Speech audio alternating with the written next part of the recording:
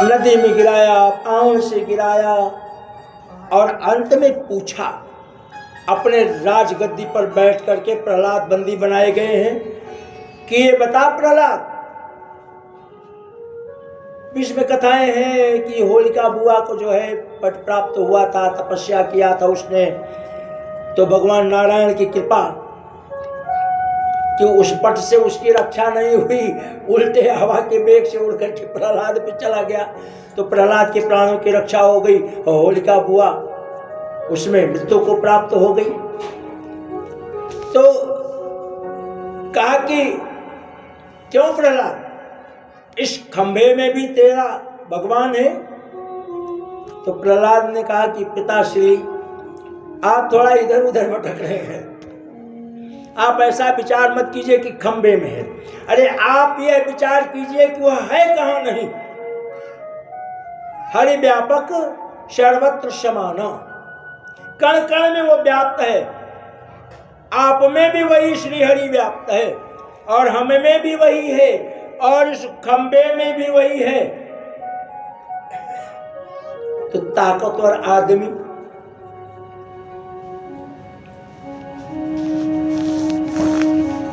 एक बार महाभारत का जब युद्ध हो गया तो धृतराष्ट्र ने एक बात का विचार किया, कृष्ण को मिलने के लिए बुलाया। धृतराष्ट्र ने विचार किया कि ये कृष्ण ही मेरे इतने बड़े खानदान का विनाश किया है, मैं कृष्ण को ही समाप्त कर देता हूं। अर्थात इतनी ताकत धृतराष्ट्र के पास थी कि वो कृष्ण को पकड़ करके दबाता तो कृष्ण चूर चूर हो जाते। अर्थात कृष्ण ने विचार किया कि फिर तो गड़बड़ है, तो अपना स्वरूप, बड़ा सुंदर स्वरूप लोहे का बनवा करके और सामने पेश किया गया। तो धृतराष्ट्र तो नेत्रों से कमजोर, और उसने कृष्ण समझ करके उस लोहे को अपने अंक में भर करके दबाया, लोहा चूर चूर हो गया, लोहा चूर चूर हो गया।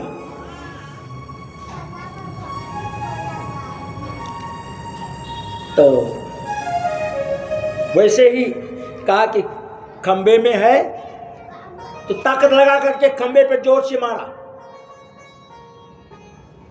तो एक समय नारायण ने कहा था, इसी हिरण्यकश्यप के जप तप करने से, हिरण्यकश्यप के जप करने से प्रसन्न हुए थे नारायण, तो सब कुछ मांग लिया और कहा महाराज न जल में मरूं, न तल में मरूं, न ऊपर मरूं, न नीचे मरूं, रात न मरूं, न दिन में मरूं, 24 घड़ी ना मरूं, क्या करूं क्या ना करूं, सारे वरदान भगवान ले जा ले जा। भगवान ने अपनी झोली में से निकाल के सब दे दिया। तो इसीलिए भगवान ना नर का रूप है, ना किसी पक्षी का पशु का रूप है, दोनों रूपों को धारण करके, नर और सिंह दोनों रूपों का धारण करके भगवान वही प्रकट हुए खंबे में से और प्रहलाद की रक्षा की और हिरण्यकश्यप का वध किया। बोले नरसिंह भगवान की जय हो। लेकिन क्रोध शांत नहीं हो रहा है। गोदी में ले लिया प्रहलाद जी को, ब्रह्मा जी आए मनाने, वो भी चले गए, और भी देवता मनाने आए, सब चले गए, इधर उधर हो गए, उनके क्रोध के आगे कोई टिक नहीं रहा। अंत में नारद जी आए। नारद जी ने देखा ये तो लीला अद्भुत है, ऐसी लीला तो कभी हुई नहीं थी। इसका मतलब है कि एक भगवान का नया अवतार है और 24 अवतारों में नरसिंह भगवान का नाम आया। तो नारद जी दौड़े दौड़े चले गए कहाँ? लक्ष्मी जी के पास, और कहा कि देवी एक काम करो, आरती की थाली सजाओ, फिर आज जरा अपने पति देवता का स्वरूप तो देखो। और लक्ष्मी जी आरती की थाली सजा करके और जब पहुंची तो नरसिंह भगवान जोर से चिल्लाए शेर की आवाज में और थाली गिरी। लेकिन श्रीमद् भागवत में व्यास जी वर्णन करते हैं कि ब्रह्मा जी ने साष्टांग प्रणाम किया और कहा कि ये बालक प्रहलाद आपकी शरण में उपस्थित है, जिसके कारण आप यहाँ अपने नए रूप को नरसिंह रूप में उपस्थित हुए हो। तो हे नारायण, हम आपसे प्रार्थना करते हैं आप शांति हो जाइए।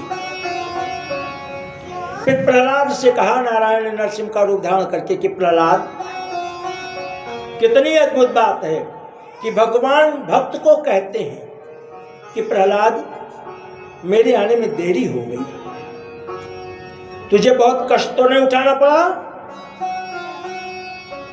प्रहलाद ने, बड़ी विचारणीय बात है, प्रहलाद ने कहा कि आपने मुझे तमाम आशीर्वाद दिया, 33,000 वर्षों तक राज्य करो, ये करो वो करो, पर ये तो सब आपने अपने मन से मुझे कहा, लेकिन मेरे मन में एक बात दौड़ रही है, मैं वो कहना चाहता हूं। नारायण ने कहा कि भाई कहना चाहते हो तो रोको मत, कहो।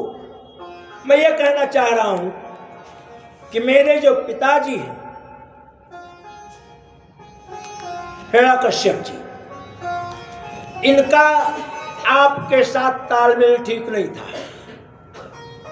पर मैं इनका पिता हूं। तो महाराज आप ऐसा कीजिए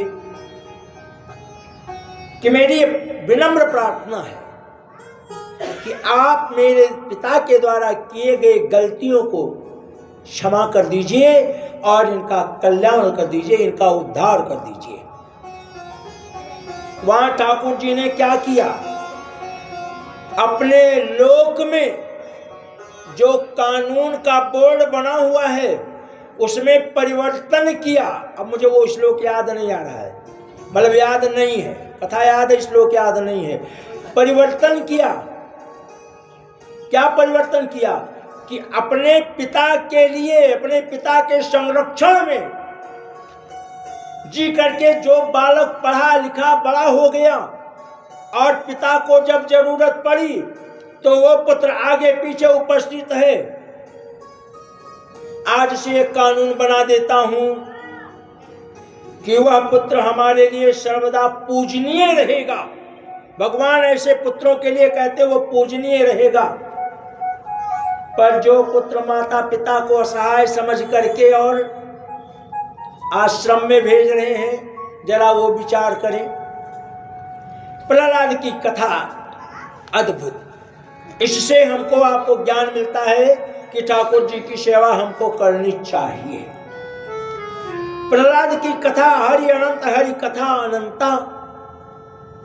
सुखदेव जी महाराज कथा श्रवण करा रहे हैं तो कहा कि मुझे कोई ऐसी कथा सुनाइए जिस कथा को श्रवण करके भगवान की कृपा किसी और को प्राप्त हुई हो, कि भगवान स्वयं अपने स्वरूप को, अपने नाम को, अपने कर्म को, अपने धर्म को, अपने ज्ञान को लेकर के उनके यहां उपस्थित हुए हो। सुखदेव जी का आपने बड़ा सुंदर प्रश्न किया। तो ब्रह्मा जी के छाया पुत्र कर्दम ऋषि, ब्रह्मा जी के मानस पुत्र तो वो लोग हुए और ये छाया पुत्र हैं कर्दम ऋषि। कर्दम ऋषि ही ऐसे ऋषि हैं कि जिनके द्वारा आज जो ये विमान उड़ रहा है, मानस विमान उनके पास था, अर्थात मन से उन्होंने सजो लिया तो विमान आ गया। ये हमारे धर्म की व्यवस्था थी जिसको मैकाले दुष्ट ने खराब कर दिया। अर्थात हम अपने मन में विचार करें कि अभी हमको स्टेशन पहुंचना है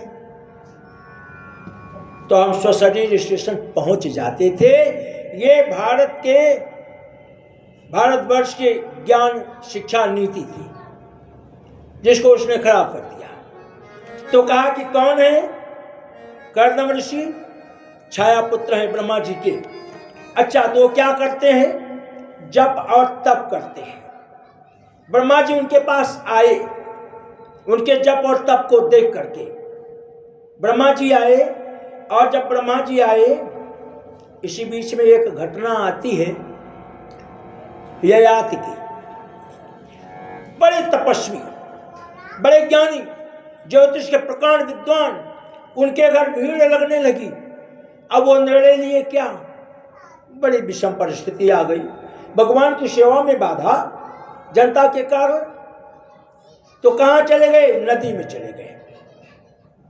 नदी में बैठकर जब तप करने लगे कि जनता से, प्रजा से मेरा कोई मतलब नहीं।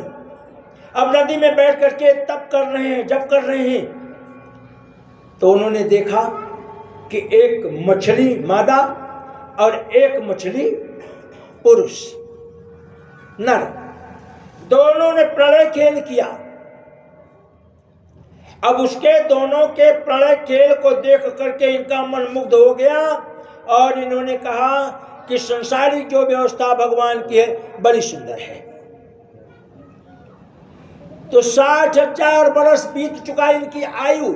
60,000 वर्ष की उम्र में दौड़े दौड़े अपने घर आए, बुढ़े हो चुके थे, तो अपने पुत्र से कहा कि मुझे अपनी आयु दे दो।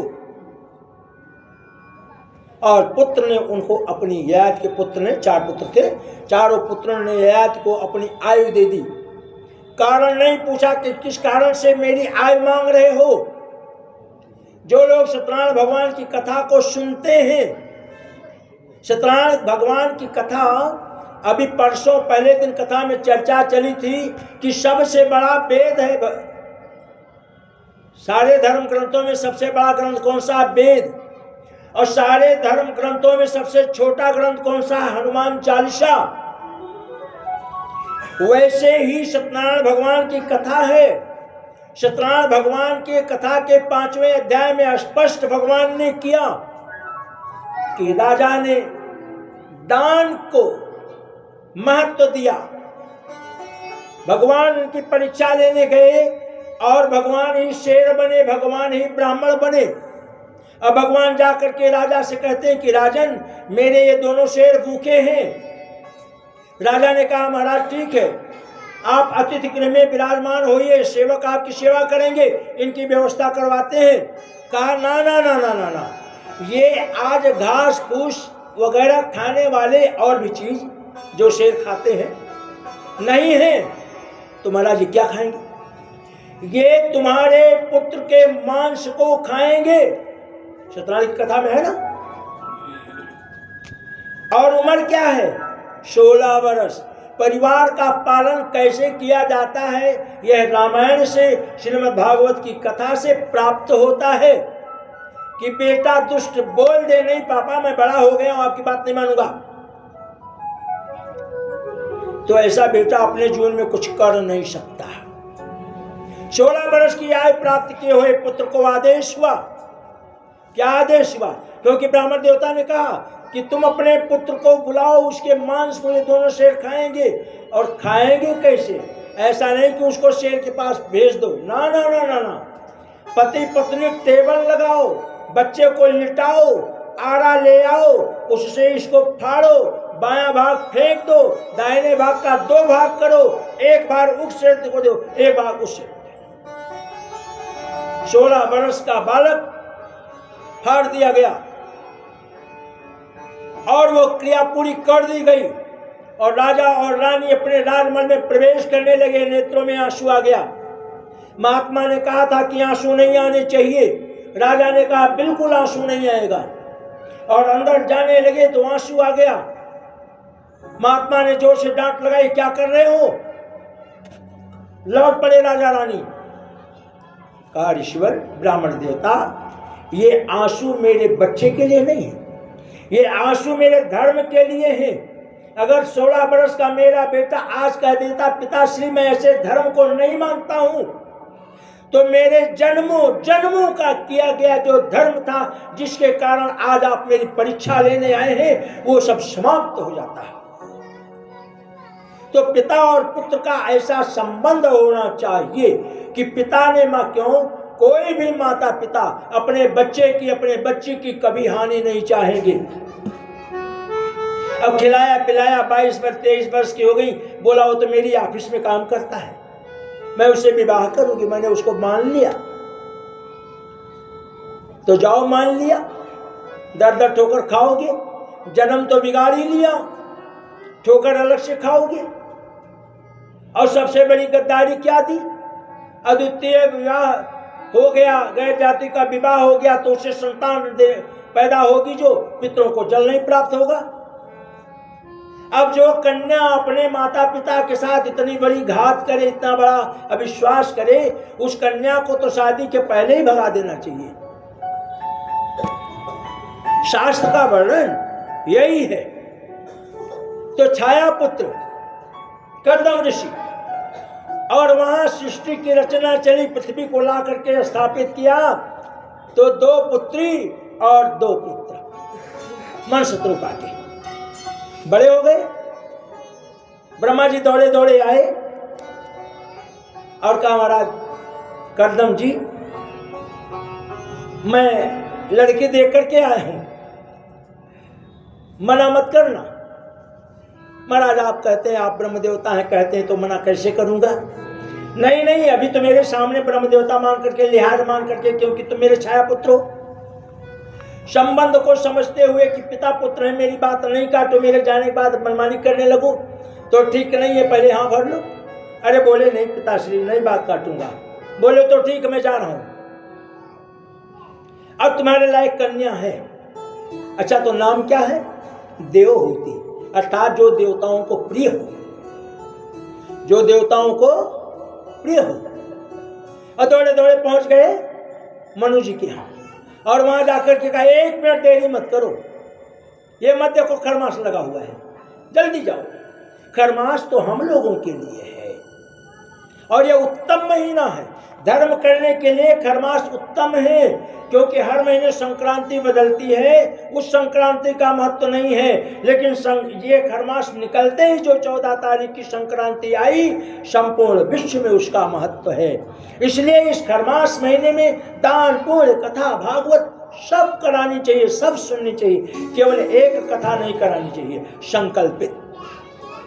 जैसे आप गया जी गए हैं, गया करके आए, अपने पितरों के निमित्त अब कथा करानी है, गया करके आओगे, कथा नहीं कराओगे तो आपका गया बेकार है।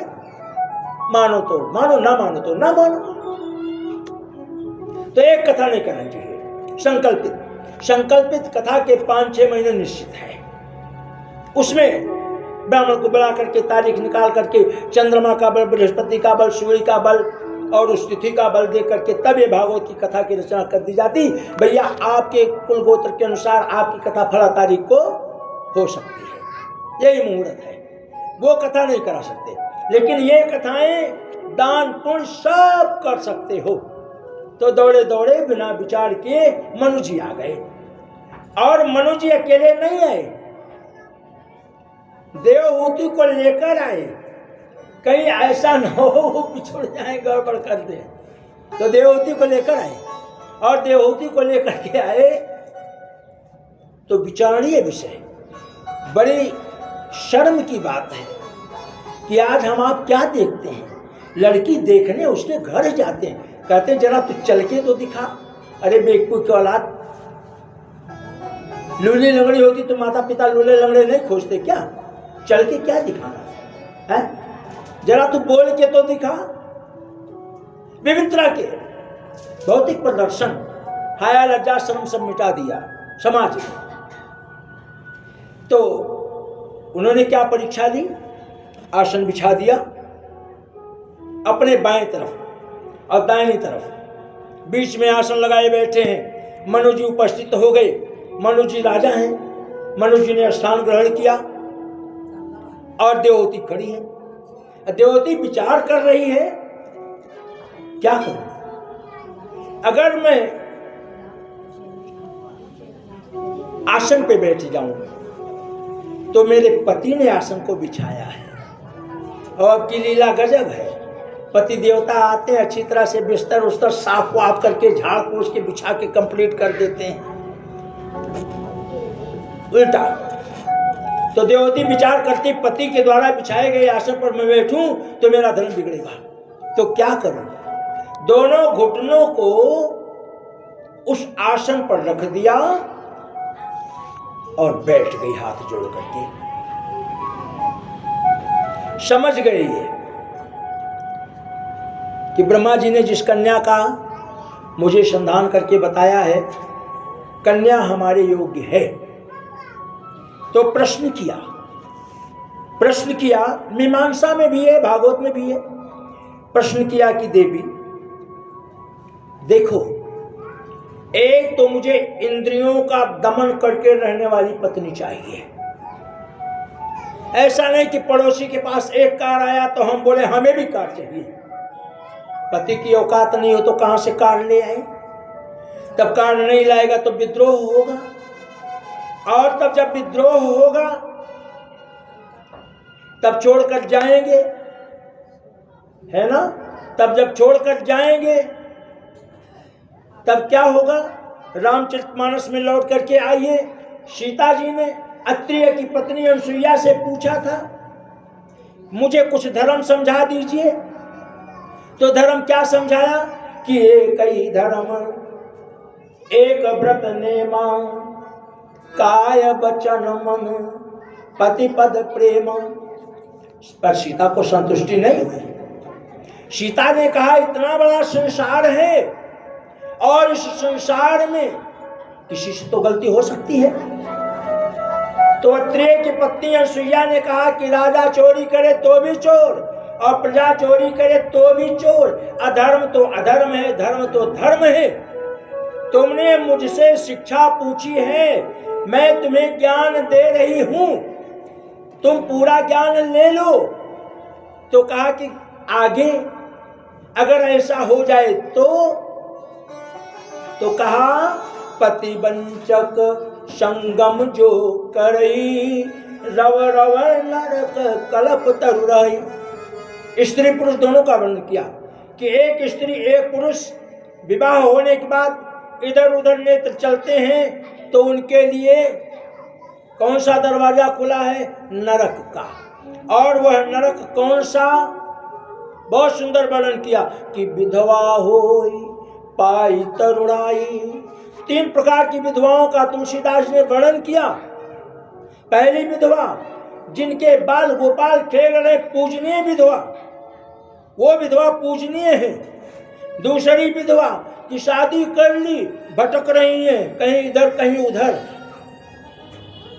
और तीसरी विधवा पति को छोड़ करके पिता के घर में रह रही है, माता पिता की आयु घट रही है, भाई का श्री समाप्त हो रहा है और भाभी कुलक्षणा बन रही है कि मेरी ननद तो ऐसा करके आई है, जरूरत पड़ेगी तो अपने पति से मैं भी लड़ करके चली जाऊंगी। ये सीता जी को ज्ञान दिया अनुसुईया जी ने। तो समझ गए कर्दम ऋषि कि ब्रह्मा जी ने जिसको भेजा है, मनु जी की जो पुत्री देवहूति है, वो मेरे विवाह के योग्य है। तो आगे क्या कहा? सुखदेव जी महाराज कहते हैं कि परीक्षित कर्दम ऋषि 10,000 वर्षों तक भगवान नारायण की तपस्या किए विवाह करने के बाद। ऐसा नहीं कि गणेश जी को विदा नहीं किया, पंडित जी को प्रसादी कराई नहीं, सत्यनारायण भगवान की कथा बहू बेटे को सुनाई नहीं और भेज दिया हनीमून मनाने जाओ, तो वहीं से चली गई। और नहीं तो कहीं ड्रम मिला तो उसमें डाल दिया। अरे धर्म बहुत बड़ी चीज है, हम धर्म के साथ जीवन जिएंगे तो हमारे साथ कभी अकल्याण नहीं होगा, हमें कभी दुख प्राप्त नहीं होगा, और यदि प्राप्त होगा तो मेरे जन्मों के कारण प्राप्त होगा। तो विवाह कर लिया और कहा कि देवी देखो, विवाह तो कर लेता हूं लेकिन तुम मेरे साथ जप तप ही करोगी। हम तुमको विवाह इसलिए कर रहे हैं कि एक तो ब्रह्मा जी की बातों के लिए, उनके बातों की रक्षा हो। हनुमान जी भी स्वयं बध गए थे ना कि ब्रह्म फांस की मर्यादा रहे रामायण काल में। तो कर्दम ऋषि कहते हैं कि ब्रह्मा जी के बातों की मर्यादा के कारण मैं विवाह कर ले रहा हूं देवी, इसलिए तुम हमारे माता पिता को मान सम्मान देना। और जब विवाह होता है तो हम लोग सुनाते हैं कि कन्या कह रही है कि तुम अपने माता पिता की जैसे इज्जत करते हो वैसे मेरे भी माता पिता की इज्जत करो, तब तो मैं तुम्हारे बाम में आऊं। यही तो कहते हैं। तो कर्दम ऋषि ने पूरी बात कह दी और उसके बाद पति पत्नी का विवाह हुआ और 10,000 वर्षों तक कर्दम ऋषि ने तपस्या किया। एक दिन घटना घटी। क्या घटना घटी कि मड़ैया के अंदर जो दीपक जल रहा है कि नहीं जल रहा है बहन जी? जल रहा है, बहुत कम जल रहा ना? घी है ना? हाँ, जलने दीजिए, मत छेड़िए उसको, अभी थोड़ी देर में फिर पूरा करना। हाँ, उसको छेड़िए नहीं। नहीं बहन जी, जल रहा है। तो दीपक बुझ गया और जैसे ही दीपक बुझा तो कर्दम ऋषि ने आवाज लगाई, अरे भाई कोई सेविका है, कोई सेवक है? देवहूति सामने उपस्थित। अरे तुम कौन? अरे प्रभु, मैं आपकी अर्धाग्नि। अर्धाग्नि इधर उधर देखने लगी। अरे आप ऐसे बोल रहे हैं? अच्छा अच्छा अच्छा, याद आया, ब्रह्मा जी आए थे मुझे देखने, मेरा वर्णन कर गए हैं। आप मनु जी की बेटी हैं अदिति? हाँ प्रभु, पति देवता मैं उनकी बेटी हूं और आपकी चढ़ार बिंदु हूं, आपकी अर्धाग्नि हूं। अच्छा, तो दीपक जलाओ। दीपक जल गया, वो तो बिना कहे जल गया। अब क्या होना चाहिए?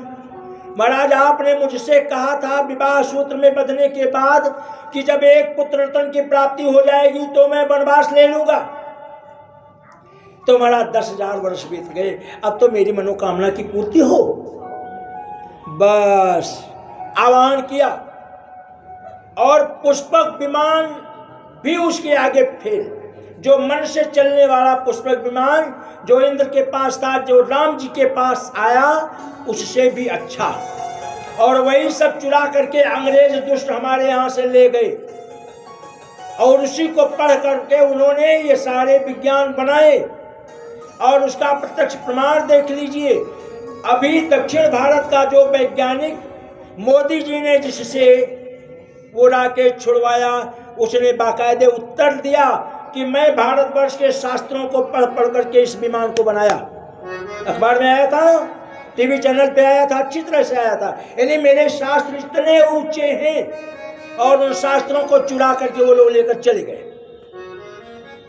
तो कर्दम ऋषि ने मानस विमान बनाया, हर तरह की सुख सुविधा, जब जिस सुख सुविधा की जरूरत हो वो उनको प्राप्त हो जाए। अब 9 बरस तक रहे। कहां रहे? वायुमंडल में हनीमून मनाने। वायुमंडल में, किसी देव स्थान तीर्थ स्थान में नहीं गए, क्योंकि वहां जाकर के हनीमून मनाएंगे तो पाप लगेगा और ठाकुर की इच्छा कुछ बात हो जाए तो जो बच्चा पैदा होगा, बच्ची पैदा होगी, वो ठीक नहीं होगी। धर्म स्थान में जाकर के कभी भी यह व्यवस्था सब नहीं रखनी चाहिए। तो कर्दम ऋषि 9 वर्षों में कर्दम ऋषि को कितनी कन्याएं पैदा हुई? 9 कन्याएं पैदा हुई देवहूति से। और 9 कन्याएं पैदा हुई जब, तो कर्दम ऋषि कहां आ गए? भूलोक में आ गए, जमीन पर आ गए। वर्णन किया सुखदेव जी ने परीक्षित से कि श्रवण कीर्तन स्मरण पाद सेवन अर्चन बंधन दास शक्य और आत्मनिवेदन, ये 9 कन्याएं, यही भक्ति का स्वरूप है। हमको आपको इतनी बातों को लेकर के जीवन में चलना चाहिए। अर्थात कथा सुनने आए हैं, खाली इस भाव को लेकर कथा मत सुनिए कि आए हैं, कथा हो रही है, 10 मिनट बैठेंगे, घंटा भर बैठेंगे, पूरी कथा सुनेंगे। कथा के कुछ नियम है, उसका पालन कीजिए जिससे फल प्राप्त हो। कथा समय पर शुरू होती है 1 बजे आ जाइए। जिस आसन पर आज बैठे उसी आसन पर 7 दिन बैठिए। कथा पूर्ण हो जाए, आरती हो जाए, बिना प्रसादी लिए मत जाइए, बिना प्रसादी लिए मत जाइए। क्यों? प्रसादी का संसार बड़ा विचित्र है। एक जगह कथा चल रही थी, उस मोहल्ले का जो सबसे संपन्न आदमी था, उसका बेटा रोज कथा सुनने आता था। समय पर, और कथा सुन करके समय पर निकल जाता था। कथा पूरी हुई चला जाता था। क्यों चला जाता था? क्योंकि उस एरिया के सबसे संपन्न आदमी के घर का बेटा था, उसे भय था, उसके घर वाले इंतजार करते थे।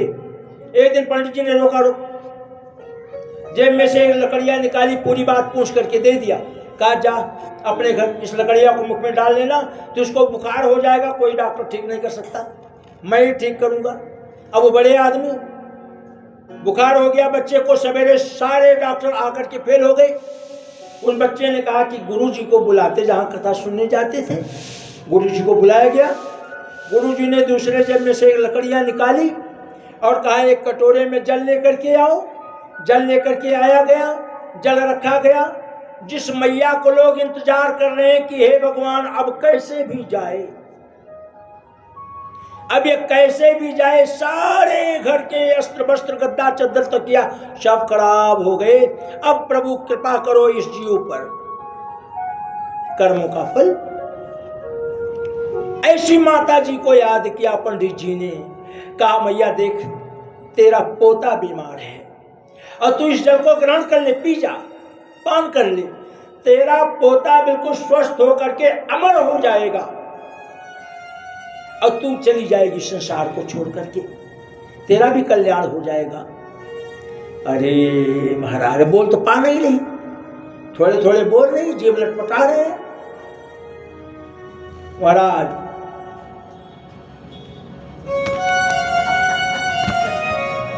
समझिए नहीं, मतलब ले जाओ इस जल को, मुझे नहीं पीना है। अच्छा क्यों पीना नहीं है?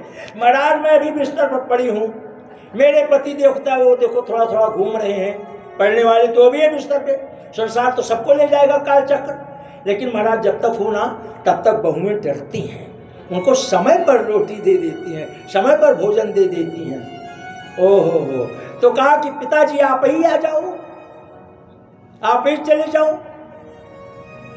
अरे महाराज कैसी बात करते हो, इतना बड़ा पूरा परिवार है, हैं? अच्छा अच्छा, सबको बुला लिया, कोई नहीं आया, यही संसार है। और जो बेटा है बीमार है वो तो लेटा है, चद्दर ओढ़े है, सब सुन रहा है।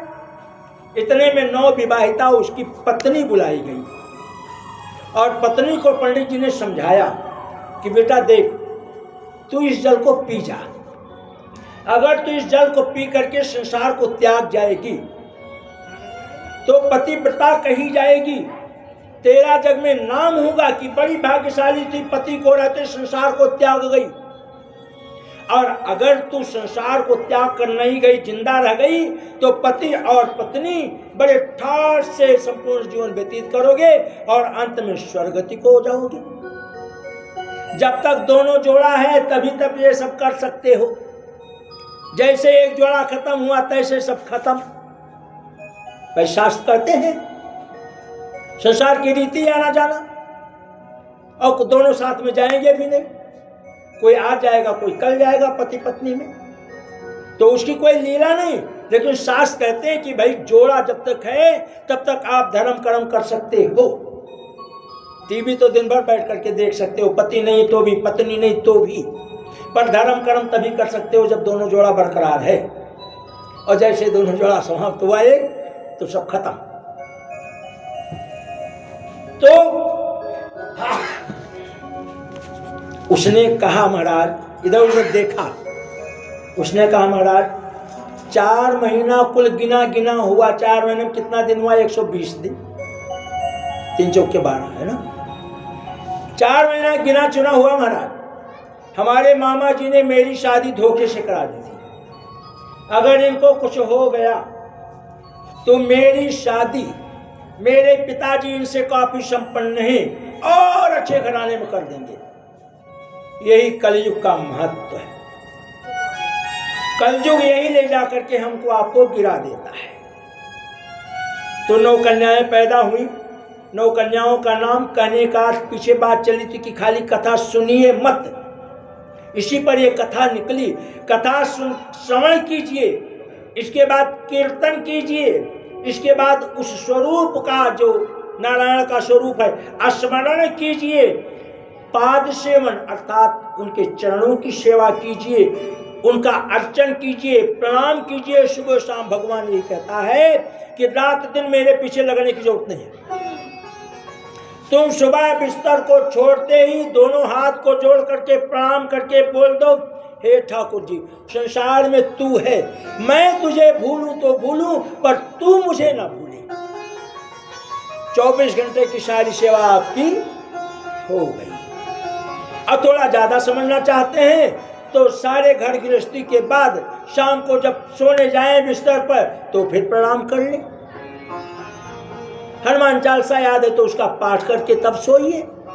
और ठाकुर जी से कहिए कि ठाकुर जी, कल प्रातः की बेला में ये कलिका खिले कि नहीं खिले क्या पता, पर दिन तूने बड़ा अच्छा निकाला, रात्रि तेरे बस में है, और यदि सवेरा हुआ प्रभु तो फिर आपका स्मरण करूंगा।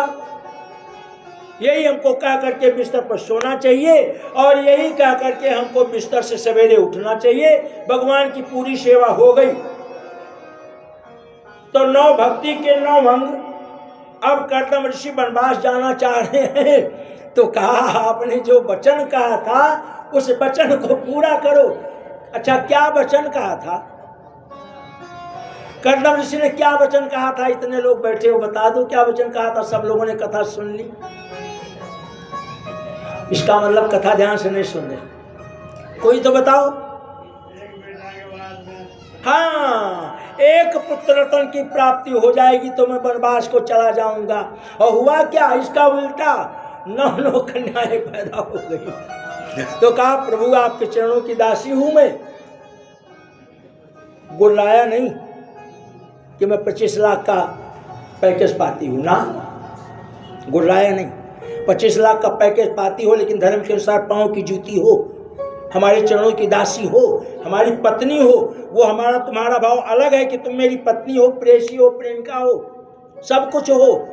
उसका भाव यही है कि संसार में हो तो रीति के अनुसार, धर्म के अनुसार तुमको जीना है। धर्म को छोड़ करके जियोगी तो ना तुम हमारे ना हम तुम्हारे। तो कहा महाराज आपने वचन दिया था कि एक पुत्र रत्न की प्राप्ति हो जाए, उसका क्या होगा? ओ हो, मैं तो अपना वचन ही भूल गया। अच्छा, तो पुनः 10,000 वर्षों तक जप किया, तप किया। तो ठाकुर जी की कृपा, घर के अंदर यदि बच्चा पैदा हुआ है और आज वो 25 लाख 50 लाख का पैकेज पा रहा है, कलेक्टर हो गया, कमिश्नर हो गया, मंत्री हो गया, प्रधानमंत्री हो गया, बहुत बड़ा धनाढ़ व्यवसायी हो गया, इसका मतलब है पूर्व जन्म में आपने कुछ जप तप भगवान का किया है, तब ऐसा पुत्र प्राप्त हुआ। नहीं तो वो भी वैसा ही होता, पी करके गिरने वाला। तो आपने जब किया है उस जन्म में तो इस जन्म में क्यों नहीं कर रहे हो? इसका है कोई जवाब? तो जवाब है कि माया को त्यागो, मन को शुद्ध करो, कर से कर्म करो विधि नाना, और मन राखो जहां कृपा निधाना। सेवा करने का मतलब गृहस्थी मत छोड़िए, गृहस्थी को आनंद से निभाइए, लेकिन भगवान का ध्यान हमेशा रखिए। अब पति ने पूछा क्या बनाऊं, तो रसोई में खड़े खड़े आलू छील रहे, फेंक दिया। अब बता दो क्या बनाना है, तब बनाऊंगी। पति ने कहा क्या बनाओगी, और रसोई में आलू छील रहे हो, फेंक दिया। अब तुम्हें बता दो क्या बनाना है। तो ये अच्छा नहीं है ना। अब आलू को फेंका तो किसका पैसा खराब किया? अपना ही तो खराब किया। और क्रोध किया तो अलग से लिया दंड। तो कहा ठीक है, याद आ गया देवी जी। और कर्दम ऋषि ने 10,000 वर्ष तक तपस्या की। उसका परिणाम क्या हुआ? उन्होंने स्वप्न में देखा कि भगवान कह रहे हैं कर्दम, मैं तुम्हारी तपस्या से प्रसन्न हूं और तुम्हारी तपस्या से इतना प्रसन्न हूं कि मैं स्वयं तुम्हारी पत्नी के गर्भ में आ रहा हूं। तो कौन आए? नाम क्या पड़ा? कपिल मुनि, है ना। कपिल मुनि आए, और जब कपिल मुनि आए, अच्छा एक बात सुनिए, बड़े ज्ञान की बात।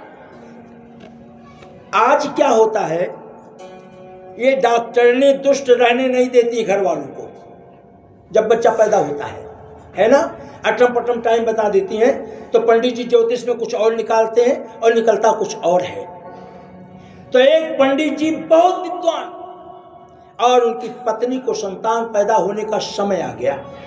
तो पत्नी ने कहा, एक बात बताओ, हम और तुम अकेले हैं, और ये एकांत वन में कुटिया है, तीसरा कोई है नहीं, तो मेरा बच्चा जब पैदा होगा तो उसके पैदा होने की तारीख और जन्म का समय कौन निकालेगा?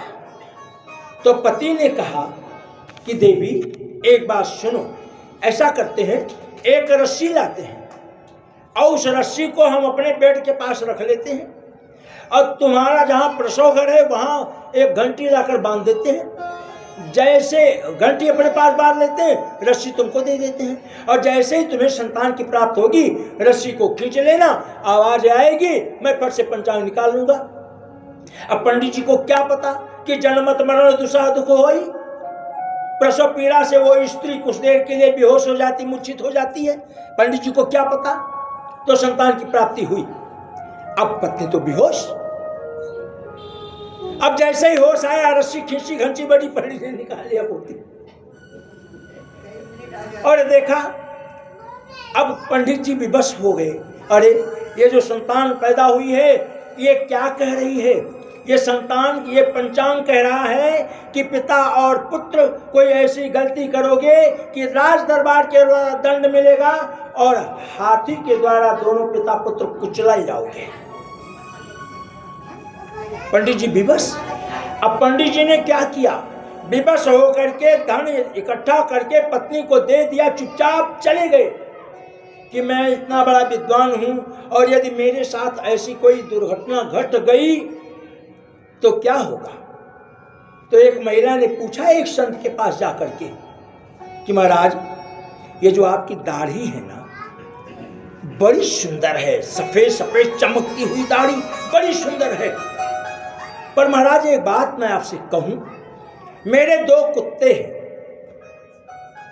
दो कुत्ते हैं। अब वो कुत्ते इसलिए पाल रखे हैं कि जब हमारे घर में बच्चा आएगा, तो जब वो पैदा होगा, वो बड़ा होगा, तो इन्हीं कुत्तों की तरह हमको भी भौंकेगा, इसलिए पाल रखे हैं। बोले अच्छा, ऐसे ही होगा ना, कुत्ता भौंकेगा घर में नहीं भौंकेगा, कुत्ता सांस लेगा कि नहीं सांस लेगा, कुत्ते से लाल टपकेगी कि नहीं टपकेगी, है? तो काटे चाटे स्वान के दूं भात विपरीत, भूल करके भी घर के अंदर कुत्ता नहीं पालना चाहिए। पर वर्तमान समय की बड़प्पन की बात, तो शास्त्र क्या कहते हैं, इस कुत्ते ने बड़ा पुण्य किया था, इस बहू ने रोटी नहीं दिया था पिछले जन्म में, इसलिए अब ये बहू बन के आई है और कंधे पे लेकर घूम रही है, गोदी में लेकर घूम रही है। वारे ससुर जी, पिछले जन्म में ससुर जी थे, सेवा नहीं पाए थे, तो अब बहू बन के उसी घर में आई, और जरूर आएगी। जीव कहीं जाता नहीं है, बच्चा पैदा होता तत्काल हम लोग देखते हैं, जरा देखो किस पर गया, नानी पे, माई पे, काका पे, पापा पे, अपने परिवार में निकलता ना, निकलता नहीं निकलता है ना। तो जीव कहीं जाता नहीं है। तो कर्दम ऋषि ने यज्ञ शुरू किया, और उस यज्ञ का फल जो प्राप्त हुआ,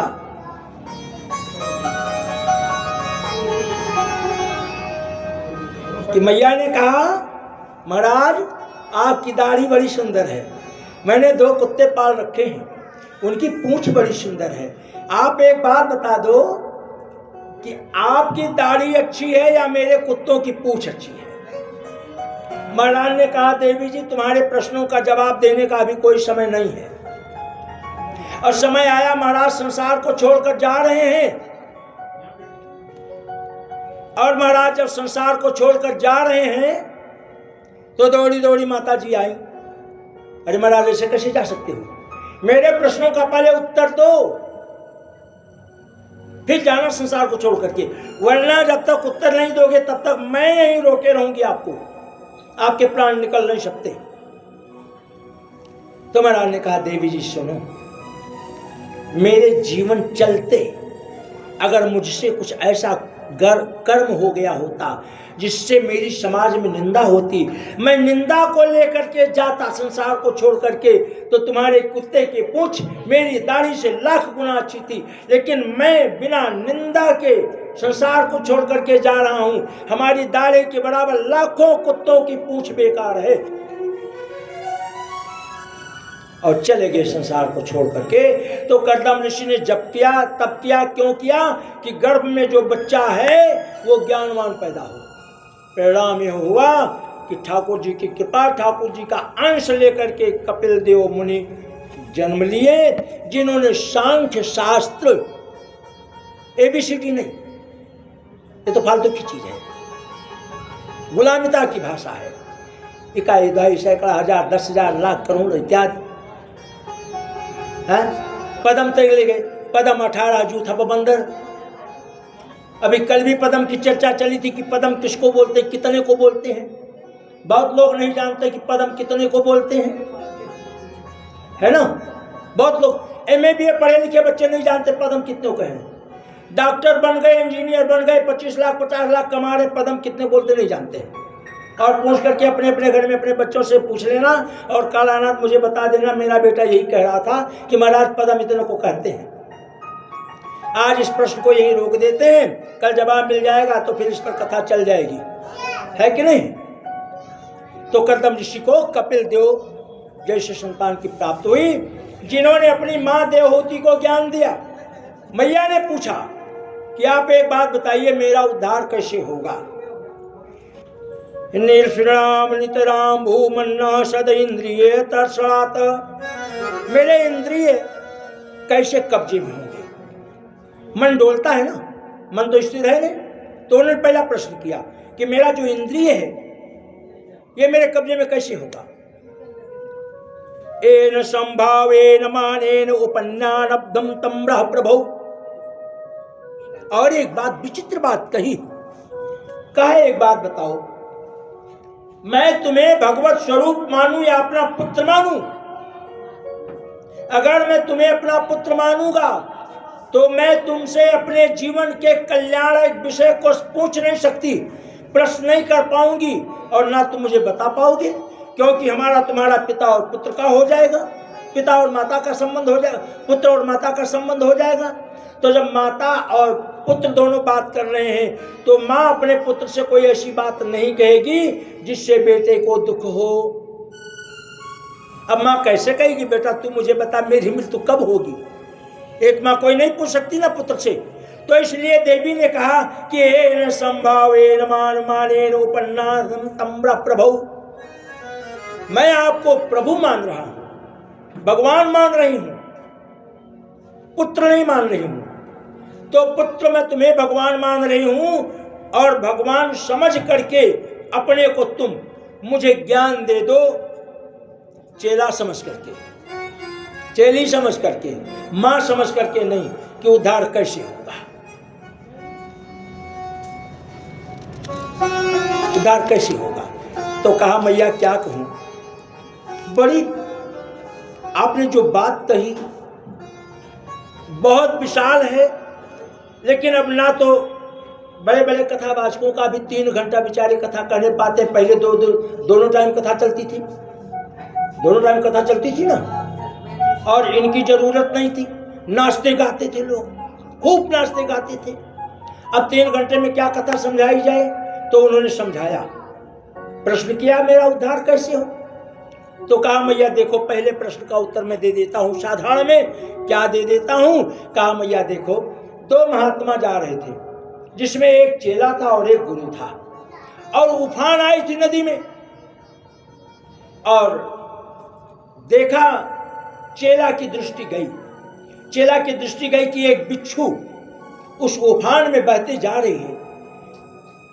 तो चेला ने गुरु जी से कहा, गुरु जी आप मुझे रोज सिखाते हो जीवों की दया करनी चाहिए, जीवों की दया करनी चाहिए, ये देखो ना एक बिच्छू अब गुरुजी चूंकि रोज सिखाते थे, तो गुरुजी ने अपने चेले के मान को रखने के लिए कोई बात नहीं, काटे तो काटे, एक बार अपनी बाणी का मान तो रखना है। गुरुजी ने जल में हाथ डाला और चींटी को उछाल लिया कि मर जाएगी, इसके प्राणों की रक्षा करनी चाहिए। अब चींटी का स्वभाव क्या भाई, जैसे कलयुग के प्रभाव में मधुमक्खी है कि नहीं है, ऐसे कलयुग में कलयुग, जिसको महाराज परीक्षित ने रखने दिया। इसी कारण से परीक्षित रहा यहां कि मधुमक्खी अभी काट ले तो तकलीफ होगा, लेकिन मधुमक्खी जगह जगह पुष्पों से इकट्ठा करके ला करके और शहद का छत्ता तैयार कर देती है।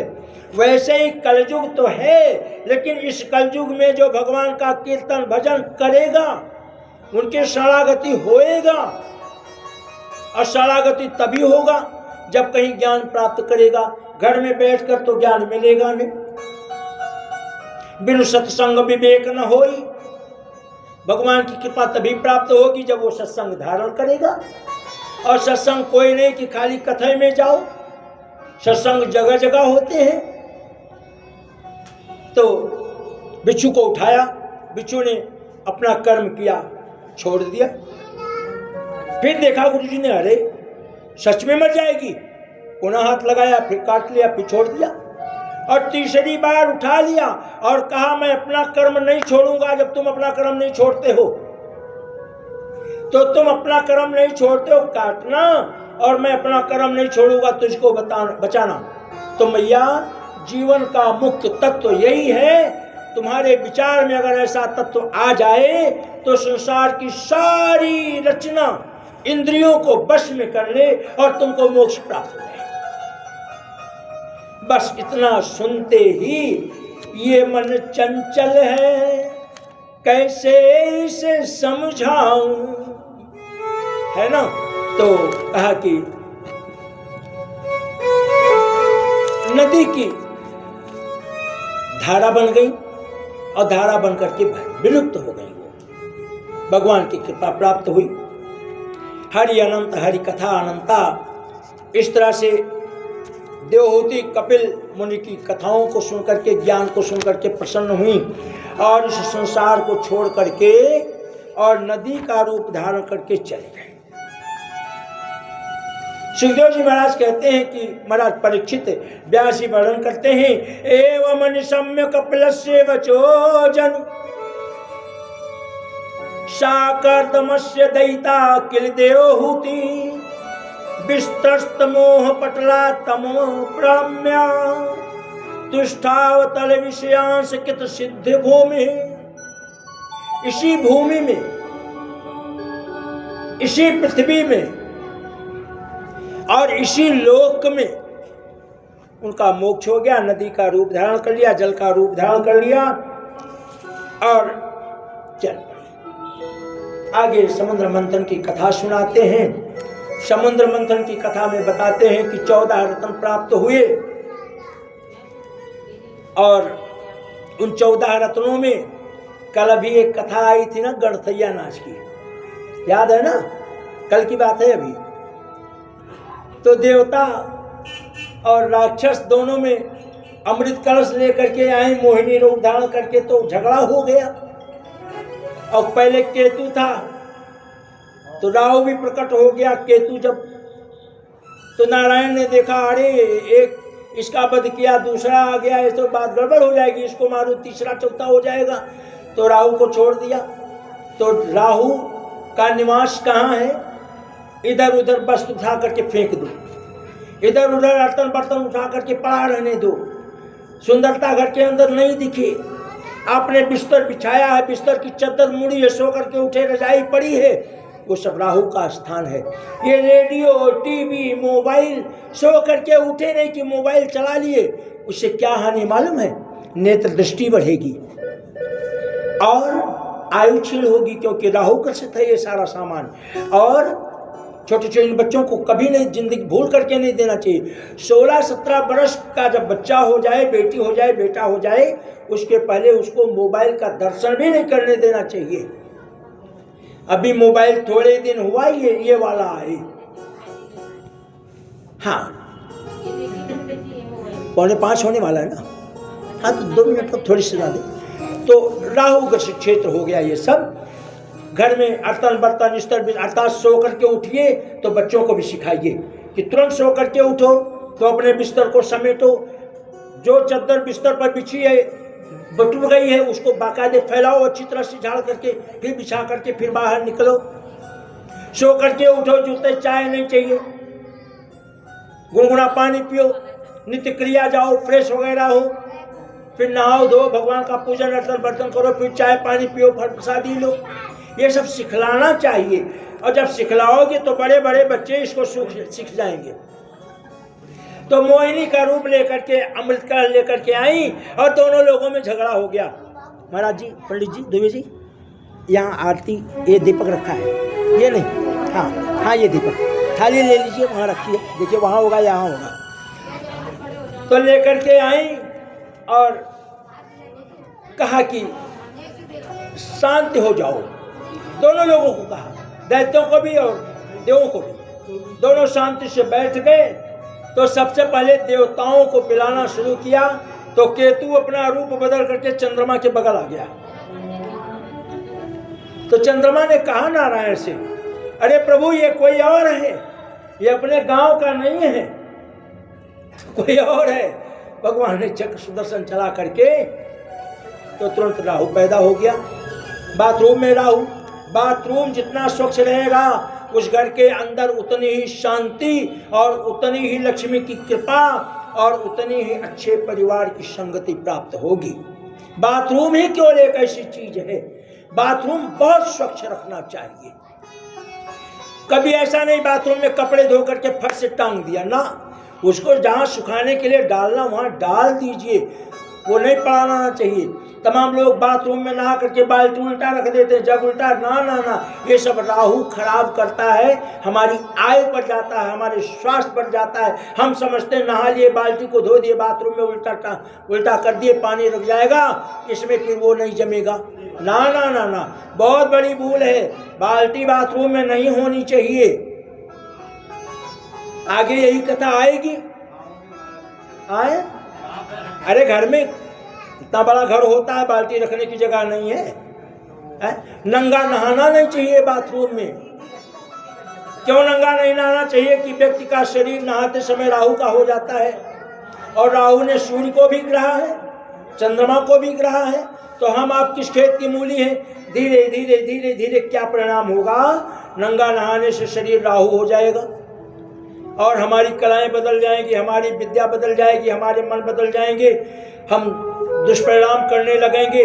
परिणाम क्या मिलेगा, घर के अंदर की लक्ष्मी समाप्त होने लगेंगी और फिर हम क्या करेंगे, कटोरा हाथ में आ जाएगा, अर्थात लक्ष्मी विहीन हो जाएंगे।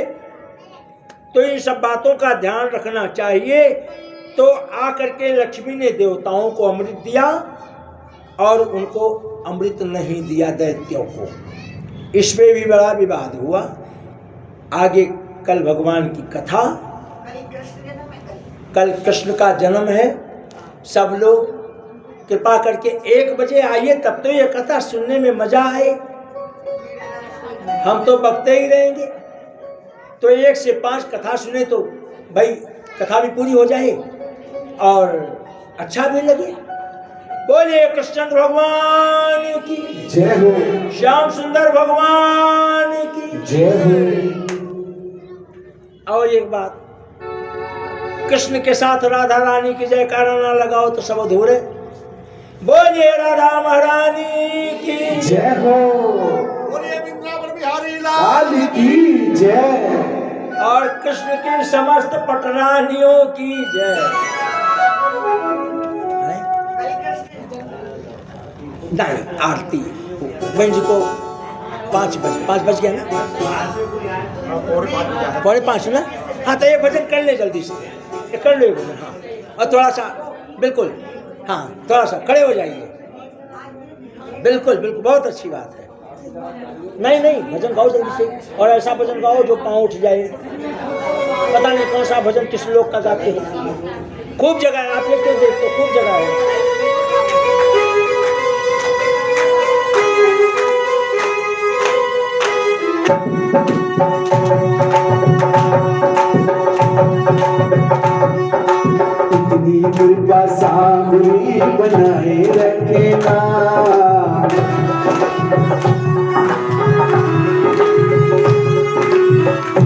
कृपा सांवरी बनाए रखना, मरते दम तक सेवा में लगाए रखना, इतनी कृपा।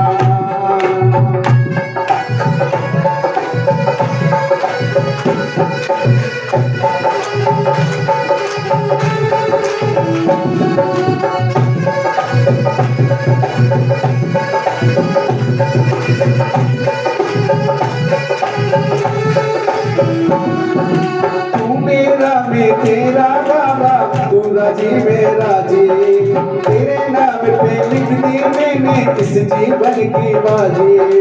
लाज मेरी इस जग में बचाए रखना, मरते दम तक सेवा में लगाए रखना।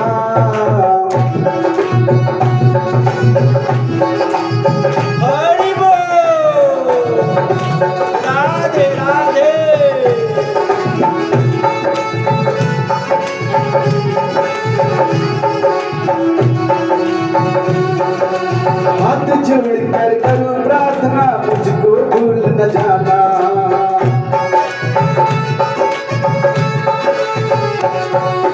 हाथ जोड़ कर करूं प्रार्थना, मुझको भूल न जाना।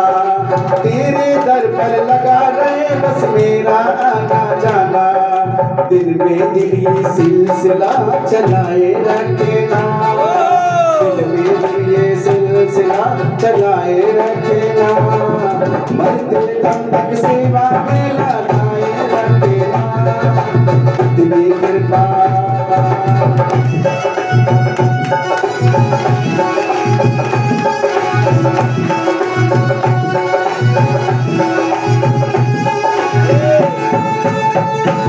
अच्छा, तो इतनी कृपा सांवरे बनाए रखना, तालियों से बजा करके गाइए, सब लोग गाइए जरा। अरे इतनी कृपा सांवरे बनाए रखना, मरते दम तक सेवा में लगाए रखना। अरे इतनी कृपा सांवरे बनाए रखना, मरते दम तक सेवा में लगाए रखना। सांवरी बनाए रखना, मरते दम तक सेवा में लगाए रखना।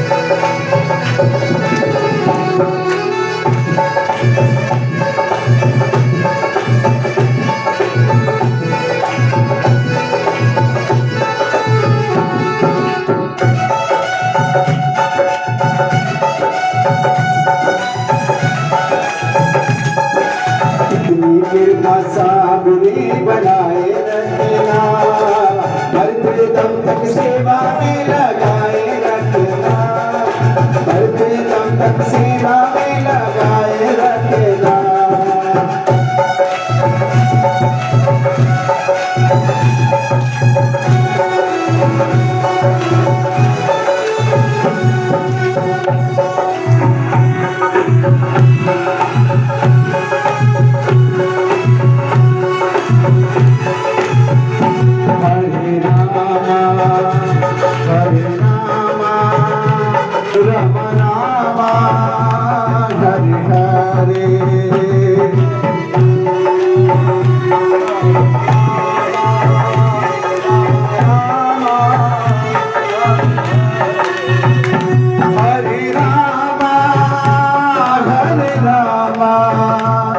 Ram Ram Hare Hare, Krishna, Krishna, Krishna Krishna,